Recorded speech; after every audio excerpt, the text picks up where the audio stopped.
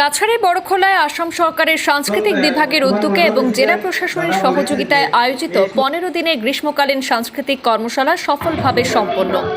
বিধানসভা ভিত্তিক এই কর্মশালার উদ্দেশ্য ছিল স্কুল পড়ুয়া ছাত্রছাত্রীদের মধ্যে সাংস্কৃতিক চেতনা গড়ে তোলা এবং তাদের প্রতিভা বিকাশের সুযোগ করে দেওয়া।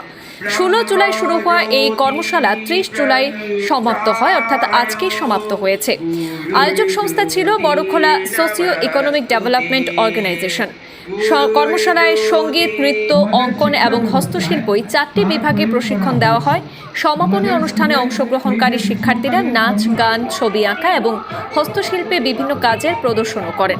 অনুষ্ঠানে বক্তব্য রাখতে গিয়ে শেডোর সম্পাদক অজিত দাস জানান, বিধায়ক কিশোরনাথ উপস্থিত থাকার কথা থাকলেও বন্যা পরিস্থিতি পরিদর্শনের জন্য আপার আসামে থাকায় তিনি যোগ দিতে পারেননি। তিনি বলেন, বিধায়কের উদ্যোগে এলাকায় ছাত্রছাত্রীরা নিজেদের প্রতিভা তুলে ধরার সুযোগ পেয়েছে এবং এই ধরনের কর্মশালা গ্রামীণ এলাকার শিশুদের সৃজনশীল বিকাশে গুরুত্বপূর্ণ ভূমিকা পালন করে।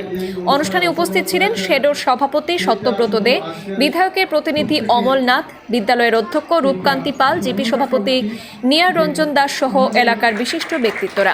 শেষে কর্মশালায় অংশগ্রহণকারী শিক্ষার্থীদের হাতে শংসাপত্র তুলে দেন অতিথিরা। সেই বীজ দিন দিন বেড়ে যাবে, তাই এখানে অংশীদারি নেওয়া। যেভাবে এই অনুষ্ঠানে অংশগ্রহণ করেছেন সেইটা শুধু আজকের এই যে ট্রেনিং এর বিষয় যে নয়, যে ট্রেনিং এর বিষয় শেষ আজকের সমাপন নয়। আপনারা